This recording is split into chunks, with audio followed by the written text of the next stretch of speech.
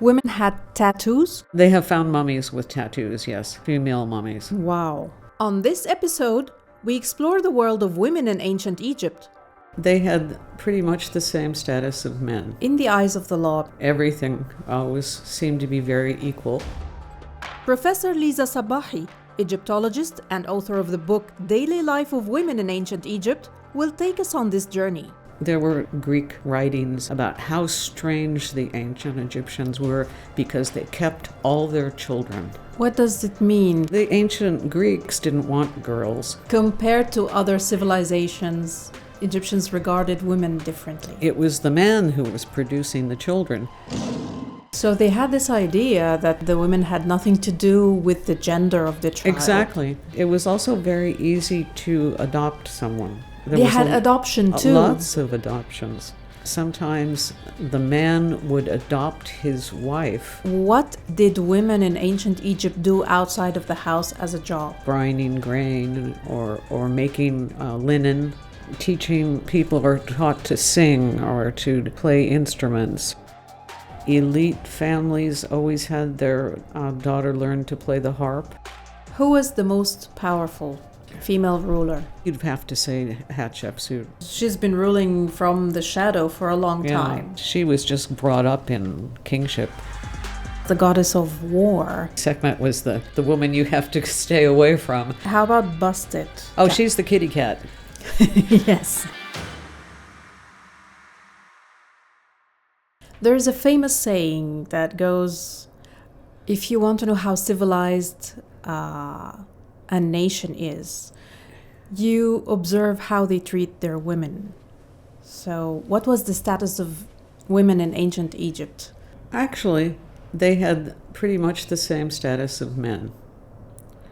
Everything always seemed to be very equal. Equality in what way? In what sense? In anything in law. I mean, they could own things. They could give it to whoever they wanted. They could work. It was very easy to get married and get unmarried. Things like that. Also, the one thing, that I always, because I didn't grow up in Egypt, is this idea that boys are so important. And you have to have, and everyone wants to have a son. You're talking about the present. The present. Yeah. That's one difference that there is. That in ancient Egypt, there was nothing about you had to have a son or, sons were more important. And, I'm not going to stay married to you because you give me daughters. Because the ancient Egyptians thought that the father is the one that put everything into the child.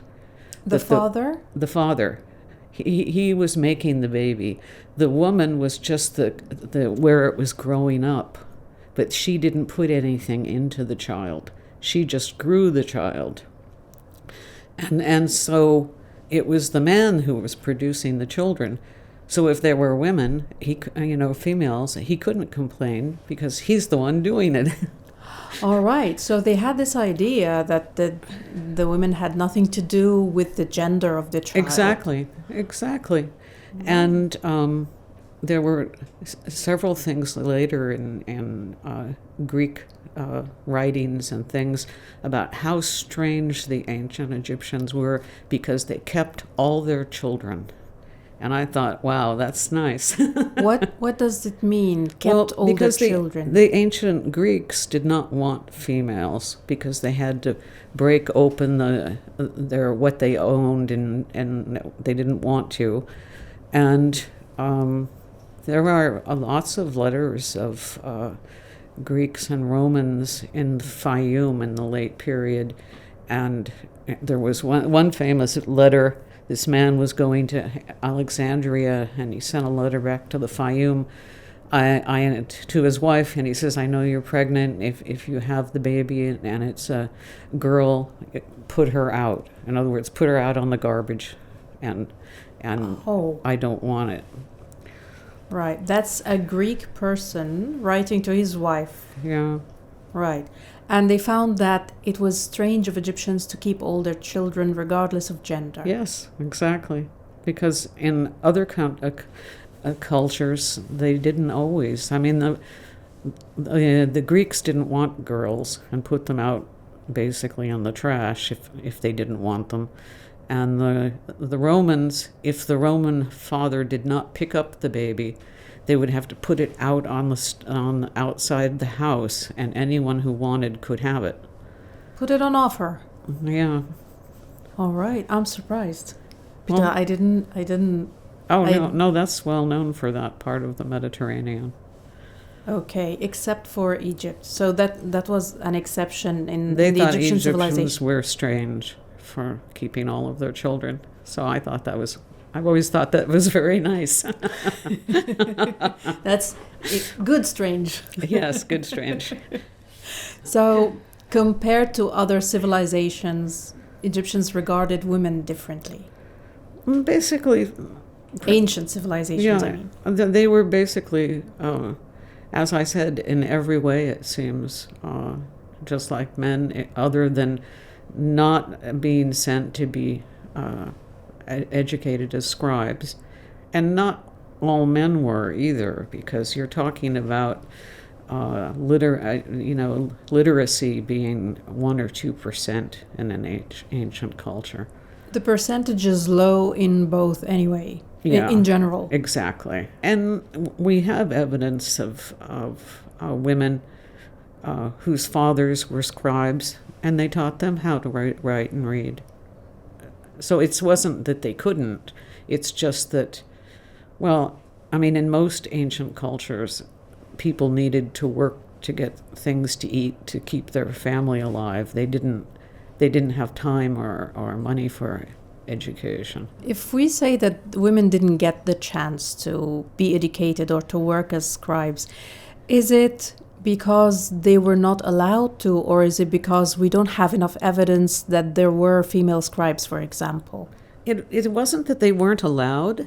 I mean, because, as I said, we have evidence that women at home often used to read and write, and it wasn't a problem. It just was, I think they weren't thought to need to read and write. And that was true of most men. I mean, if you're a farmer, do you need to read and write? No, you need how to grow the things that you need to grow. To have another type of knowledge. Yeah. How about other occupations that women usually took outside of the home, outside of the traditional housewife role that we all expect? In the Old Kingdom, we know that almost 200 of them were priestesses of Hathor, the goddess Hathor. So there was a lot of women who were priestesses at that time. And later that changes and they're not. What did they actually do? They did the same thing as the priests did, that they went and offered to the gods and goddesses and took care of them. So it was no different than a priest. So priestesses were in the Old Kingdom. Yes. And then by the Middle Kingdom, it had changed, and basically that disappeared for the most part. And then in the New Kingdom, they went back to being important in religion, but rather being called priestesses and having that kind of role like a priest, they were basically dancing and doing music for the gods and goddesses. So they kind of participated in the rituals in a Yes. different way. Yes, exactly. We know a few names who were queens. Was it the queens who ruled in ancient Egypt? You mean like Hatshepsut? Like Hatshepsut is this is one clear, very vivid example of a queen/ruler. She's not a queen by association because she's the wife of the king, but she was the ruler. Yes, she did go on to rule. There was a woman, Sobek-Nefru, before her in the Middle Kingdom, who seemed to be the last person in their in her royal family. The men had all passed away, and so she ruled only for about 3 or 4 years before she disappeared. We don't know what happened. In Dynasty 1, at the very, very beginning of pharaonic culture, there was a woman whose son was a baby, apparently, when the father died. And so Merit Neith was actually ruling, but she couldn't be called a king, and she couldn't have a stela that showed that she was a king, because she had to rule in the name of her son. So she was ruling, but everything was signed with his name, so to speak. Yeah, so when her son, who was supposed to become king, was too young to rule, she did that on behalf of him, and everything formally was in her son's name, Yes, signed in his name. Exactly. So there were women behind the throne or in the backstage. I think that applies to many other examples of queens in Egypt, right? They had the power of ruling without being the rulers. Not that many, but there were. I mean, in the Sixth Dynasty, there was another woman who ruled for her son because he was 6 years old or something when he became king. So they could, and it was not a problem, apparently. Who was the most powerful female ruler? I think you'd have to say Hatshepsut, because she had a very long reign of about 22 years, although she shared it with her Was it stepson? his stepson, yes. Yeah. She didn't give up, you see, when the son got old enough to take, to take over. She decided they would have a co-regency together. And especially in the Middle Kingdom and the Late Kingdom, kings would have a co-regency with their son, so that when they died, oh well, here's another king. The family never lost that hold on being in charge. So she just basically did that, the same thing. That she had a co-regency. Like a male ruler would do. Yeah. She wasn't the typical queen who would just rule until the rightful king grows up. Exactly. She never stopped ruling. Yeah, that's why, people complain about her, about taking over. But they ruled together and it worked fine. And what made her also powerful, apart from being in reign for 22 years? Well, she had a lot of building done at Karnak Temple. She was very much tied to the god Amun, the god of Karnak. And she brought obelisks and put them up,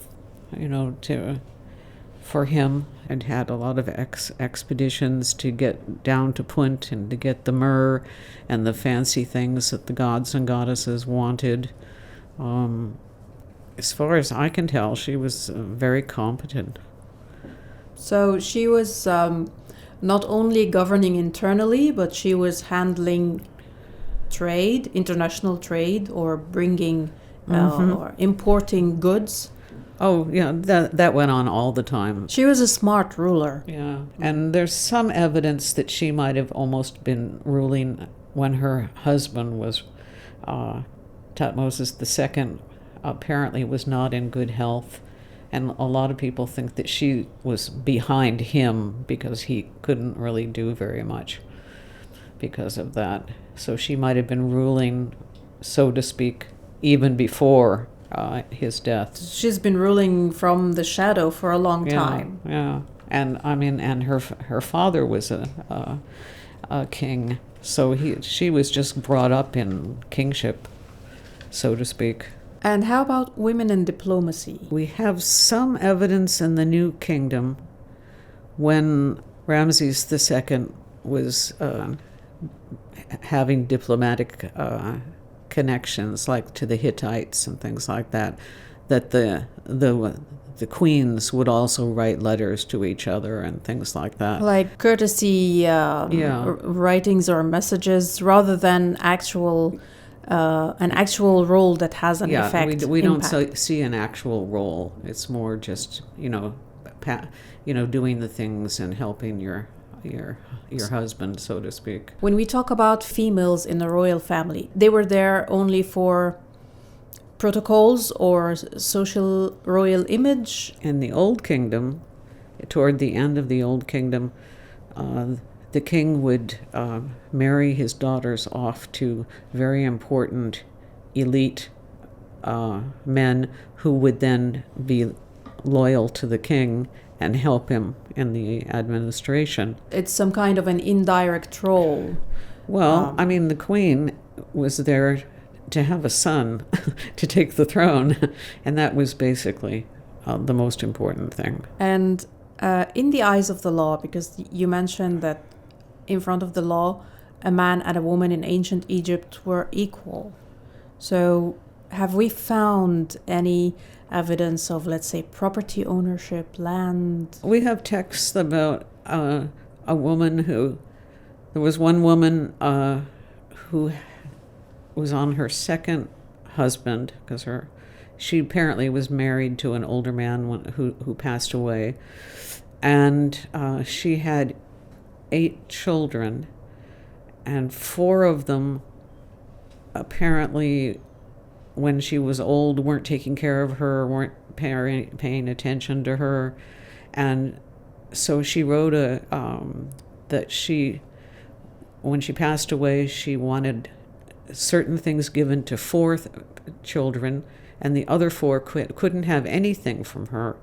They could have things from their father, but not from her, because they weren't nice to her when she was old. That was followed through, and we have a text that has the husband making sure that happened after she died. Oh, so it's not just the will that we found. That they did carry it out. Yes. The documents that prove that this actually happened after her death. Yeah.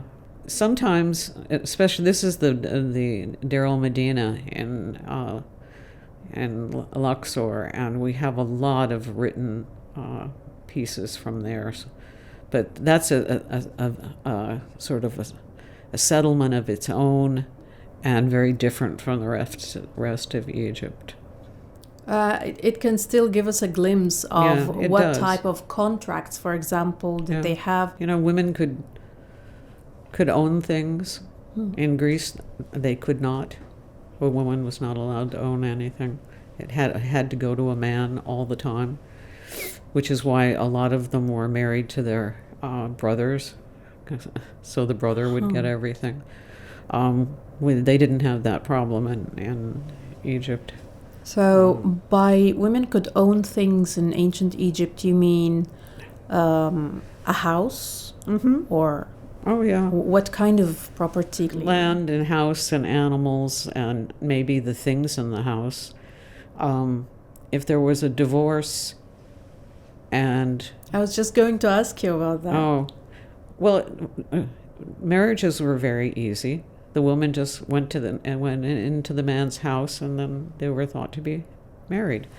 And if there was no adultery, if the wife did not want to stay married, she could pick up everything that she brought into the marriage away and get a third of his property. Oh, so in the law, she takes her property and a third of what he owns. If she's been loyal to him. There's evidence of cases of divorce that were written. If they were fighting over the land or the house or something like that, yes, they went to court. And the court case was documented, and that's how we knew that this happened. Yeah. That's very, very interesting. And it was also very easy to adopt someone. They had adoption too. Lots of adoptions. In fact, we even have evidence that sometimes the man would adopt his wife just to be sure that she got everything of his when he passed away. Okay. So it's not only if you don't have children, you go and adopt a child, You can adopt a child, yeah. but there are other There's some uses of adoption. They Yeah. had other uses. Yeah. And sometimes they adopted, a man would adopt another younger man because he wanted him to get his position when he passed away. So To inherit his position, you mean as in his job, yeah, for example? Exactly. If he wanted a certain person to get that, he would, And just make him part of the family. Does that mean that people passed on their professions to their children? It became that way the longer that we had pharaonic Egypt. In the beginning, it wasn't like that. But after a while, everything was passed on. And sons always took over what the father had, which is a lot like here now in many That's things. why I'm raising my eyebrows. Yes, same idea. When we talked about the occupations, we talked about priestesses. What else did women in ancient Egypt do outside of the house as a job? In the Old Kingdom, we know that they could be in charge of things, like in charge of women who were grinding grain or making linen, something like that. They could oversee things. Like a team leader Yeah, in our modern terms. yeah. They could be in charge of making linen and making sure that it was done properly. They could be in charge of perhaps people growing certain things. There's lots of overseer titles in the Old Kingdom. So women had all sorts of jobs. And some of them were things like taking care of teaching, watching how people are taught to sing or to play instruments or things like that. Well, since music keeps popping out, we need to talk about it. Women and entertainment. We see a lot of paintings or depictions of women either playing instruments or singing or dancing. Yeah. And when did that start, or why did it thrive at a certain point of time? I think it was always there. In the Old Kingdom, elite families always had their daughter learn to play the harp. It seemed to be that was the thing to do. And the harp was the most important instrument in ancient Egypt. Mostly it was harps that they were playing, although there were other, later lutes and other things. It's pretty much similar to a high-class family who has to teach their daughter how to play the piano. Exactly. And how about the scenes of banquets where we see female performers playing music and dancing? Yeah. Was that an actual profession? Basically, because a lot of the dancing was because of Hathor, and so they were in a sort of a cult with people that were working for the goddess Hathor, because these banquet pictures that you see, they really weren't having a dinner or anything. It usually was because of a burial. So these scenes are not celebrations or parties? Usually not. It's very religious. It takes on after you've put the person into the tomb. Then you have this banquet. And the banquet was mostly drinking, not eating. Or else it was the festival of a religious something Religious that nature. was going on. Like a festival for a specific god, Yes, or or for the goddess. season of harvest? Yes, or exactly. So it's all religiously based. They didn't give that impression. I mean, when you look at them, they don't give that impression that it's probably after a funeral. If you look very carefully, they were not eating food, they were drinking, mostly wine, and sometimes they added other things that made it was an idea that if you kind of went into another place with too much of this they used flower petals, yes, certain plants, that right, you might be able to talk to the person in the afterlife. I noticed something. The women who were performing in such rituals or occasions, as opposed to men, the women they had their eyes open, and the men were either blind, depicted blind, or blindfolded. Plain, yes. That happens mostly in the Amarna period, that they cover the eyes of men, or they make it look like they're blind. And that was because they were playing instruments for the god or goddess, and they are not allowed to see them. But the women were not blindfolded. No, the women weren't. They could see them. Now, there is something social that is still maybe going on, or that is in our present day, especially in the countryside or in Upper Egypt. The family has a female matrix. The one who is in charge of the family, knows how to do everything. The reference, who everybody goes to, who takes the permission from. Did ancient Egypt have that kind of female matrix of the family or of the tribe? It doesn't seem like it. Although in the Deir el-Medina settlement, there was the wise woman. But that's the only place I have found that there was a wise woman, was in Deir el-Medina at that time. And what's the definition of a wise woman? Well, people would go to the wise woman to find out what to do. Like there was a woman who she could see night in daytime, which probably means she was blind. Okay. And we're not sure, but it sounds like it. And she got her grandson to help her walk to go to find the wise lady.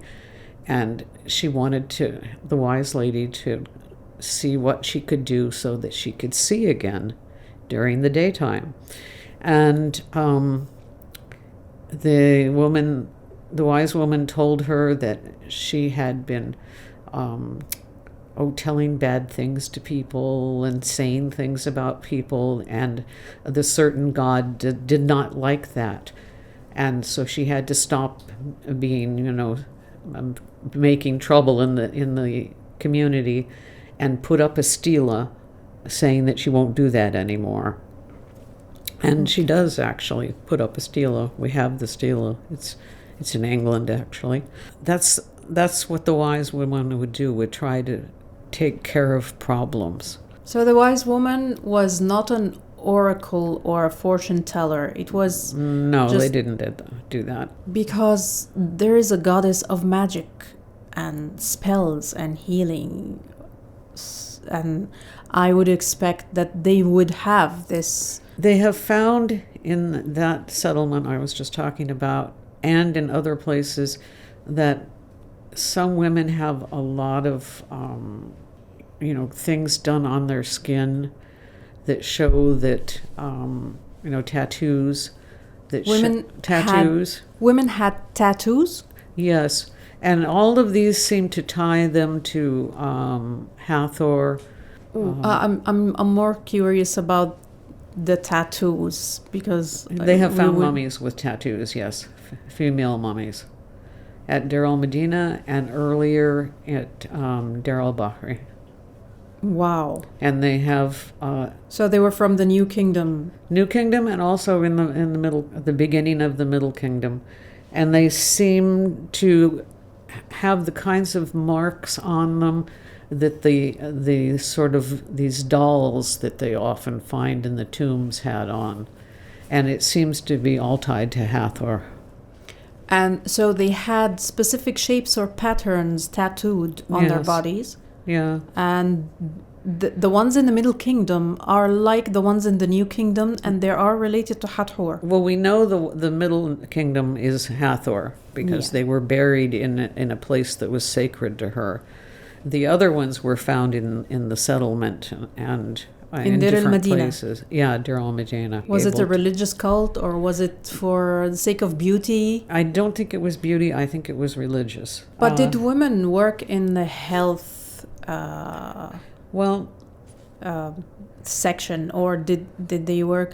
Because I totally would expect in childbirth, in labor, there would be midwives. women didn't go to doctors who were male when they were having a child, but they must have had women, of course, who helped them. And Like the equivalent of a midwife now. yes, exactly. There was an interesting article kind of tying dancers of Hathor together with being the people that come and help you have a child. And that would make a lot of sense. Is there a percentage of the age rate of women, the mortality rate, their age when they died? People in general lived to be about 25 or 30 years in ancient Egypt. That's very young. Yes. But in early times, I mean, life was very, very, very different. We do have, of course, some kings that lived rather long Yes. than other people. Like Ramesses II, for example. Yeah. But pretty much they say 25 years for women and 30 for men was normal. We talked about a couple of occupations, but we see depictions of women who are working in the field, in agriculture. Did women work as peasants or helping their husbands, like maybe in the countryside in Egypt in some seasons, currently? I would assume they would. Or often they sometimes say that you should be nice to a widow and let her take things from the the agriculture that we have, because she doesn't have a husband and she needs to eat. So sometimes these scenes are of just letting women go to get something because they're giving them food. Right. Did women do crafts like pottery or making things? Were they in any kind of industry? Linen, definitely. That was important because, that's what they all used as clothing. Women would grind the grain. That was one thing that was very difficult to do, and a lot of skeletons of females show that they must have been down on there, grinding a lot, because it changes your bones. It changes the shape of your bone, Yes. the skeleton shape. Yes. So you could tell that this woman was grinding. Yeah, that was something very difficult to do. But you see, they always say beer and bread. Those are the two important things in ancient Egypt, and all of it came from grain. So they had to do a lot of grinding. How about the burials of women? There are different, of course, we're talking about different classes of women now. They would have been different just the way that classes of men's burials would be.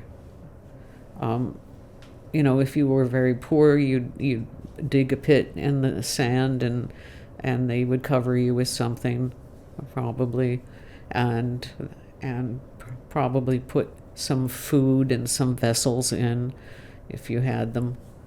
Otherwise, you have a built-up tomb. It would be different if you had money, or if you worked with the king. He would give you a tomb. That was a really expensive thing that the king would do for the people that worked for him. Okay, but there wasn't any difference that was being made between men and women. Yeah. It was the economic difference that figured out how you would be buried. But then maybe if there were tombs, that's the way to know more about the life of the woman who was buried. Were there any tombs of women found that reveal something about maybe the woman from that class or that specific woman? There are very few tombs that are just for a woman, and usually they would be elite. There are a few, but not very many. Mostly the woman would be buried in the same tomb as her husband. In a family tomb. Sometimes there were family tombs. Sometimes there were different parts of the tomb that people would be buried in. But pretty much the woman's buried where the husband is buried. Did ancient Egyptians choose the gender of the god or goddess based on some criteria? Because for example, I would understand Isis, the mother, the caring mother of Earth. I would understand Nut or Ma'at, but I wouldn't understand Sekhmet as the goddess of war and protection. I mean, they would put females in roles that are not typical in our map, in our mental map. Well, the goddess Neith was a very old goddess, and she was a warrior goddess. So maybe in the early, very, very early pre-dynastic times, you had to be tough. Sekhmet is, she can bring horrible things down on you. She can get you very sick, and she could also take care of you and make you well again. And how about Busted? Oh, she's the kitty cat. Yes. She's my favorite. She's the happy, loving mother and who lives at home with the children. The opposite of Sekhmet. You see, Sekhmet was the woman you have to stay away from, and Bastet was the woman who was loving and you would go for. Yes, you'd go right into her house because she's wonderful. Yeah, it must have been a tough mission for you to find the data to talk about women. Yeah, no, it's problematic. Yeah. When you Google any male name in ancient Egypt, you can find lots of resources. But if you want to know about women, and not just the very famous couple of names of queens or the deities, it is very difficult to go and find information about that. It doesn't exist. Women really didn't have these stela with these texts written about, what they did and things like that. That was something that men did. We don't get much writing about what women were doing. Where would you go to search for information about women in ancient Egypt? Well, you'd want to go to collections of the texts and the stela that come out of the tombs.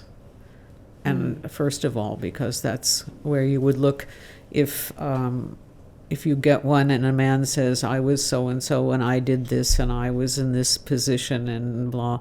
Sometimes you get something about the woman, or sometimes you can find statues where they have the names and you get the name of the woman, and then sometimes you can find in texts from temples that she might have been there or might have worked there or something like that.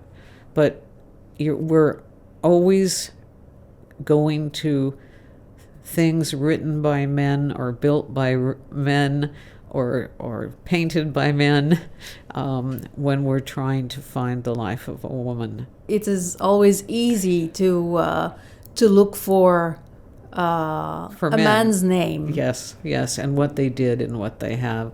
And basically, everything we're learning about women, you see, is done through men. So it makes it difficult. Because the men were the scribes and the artists who portrayed. Exactly. Only men painted tombs, built tombs, wrote the stela that go in the tombs, things like that. Only very few women did that. That must have been very challenging for you to write a book about the daily life of ancient Egyptian women, because Yes, it was. you'd have to dig very deep. It was interesting. It took me a rather long time. I literally went through the libraries and got everything about women I could find, and I sent it to them anyway, and then I got a thing back saying, well, you didn't make it long enough, but we like it. So they went ahead and published it, and now they're telling me it's going to come out in paperback next in 2026, because they've been Nice. selling so many of them. So that's nice. It is, of course. We've learned a lot about the lives of women, especially ordinary women, today in this episode. Well, we really enjoyed it, and thank you very much, Professor Oh, you're Lisa. welcome. It was fun to come and talk to you. Thank you so much.